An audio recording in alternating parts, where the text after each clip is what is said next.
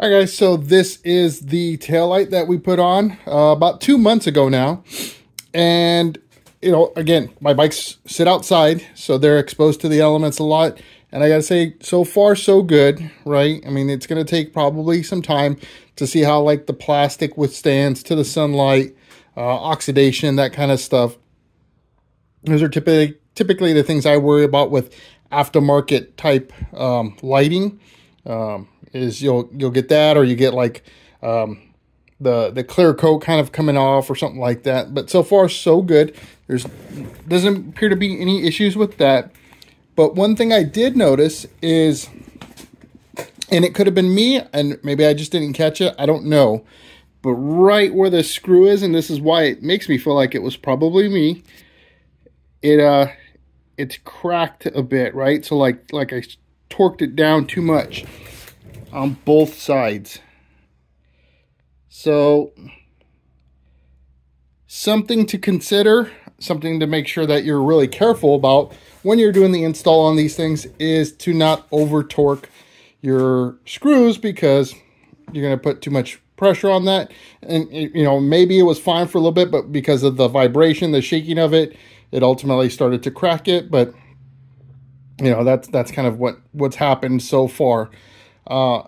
It's not to the point where I'm worried about it falling off or anything like that. It seems like it's all internal, but you know, again, just something to keep in mind as you do this work. You got to be mindful. You're going to make mistakes, but you know, it is what it is. Ultimately, like I said, you know, when I look at it from a distance, you don't notice it. It's not until you really come up on it. And again, I was studying it because I wanted to see how it's held up over time. And it again, it looks great. I love it. I think it's pretty cool. So, and it matches perfectly with my turn signal smoke lenses. So that's a win. Here it is with the lights on. I wanted to just go ahead and show you, you know, there is no dimming in the light itself. Comparing to the smoked lenses, it looks great. It looks equal. It's not brighter, but it's not dimmer. So that's cool. And again, of course, when you apply brake, it just gets brighter. And then you've got your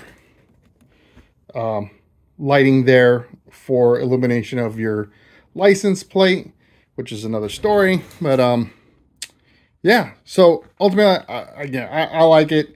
I think it looks really great with the bike. I love the overall look it gives to it. And I appreciate, you know, being able to do this review for you all. All right, so this is a short one. Again, it's just taking a look at a product. It's very simple. It was easy to install. If you haven't watched that video, I'll put it here at the end here, one of the cards off to my right or left of my face. But you know, that way you can see what that original video looked like. You can see what this looked like in the dark when I hit the brake light, all that kind of good stuff. It looks great, no problems. I'll continue to monitor it, and that way, in case it does begin to fail or something like that, then I'll bring it up. You know, kind of same way I did with the lowering blocks. Review of those was fine. It wasn't until later on. So, you know, I try to wait a couple of months at least to see if there's anything going on. And really, again, it appears the only thing that's had a problem was my ability to not ooga-dooga that thing too much to the fender there, and you know, kind of cracked or shattered or splintered the plastic where the screws mount. I don't know. We'll see. So I'll continue to monitor it. I hope you enjoyed this video. If you did, hit that thumbs up. I would really appreciate you becoming a subscriber and joining our community. So hit that subscription. If you don't want to miss out on the video and, you know, the next video to post or whatever, hit that notification bell. If you don't want to be bothered with the notifications, that's cool. Don't worry about it. But you got to subscribe. I really appreciate your support. And until that next video does come out, I hope to see you in the win.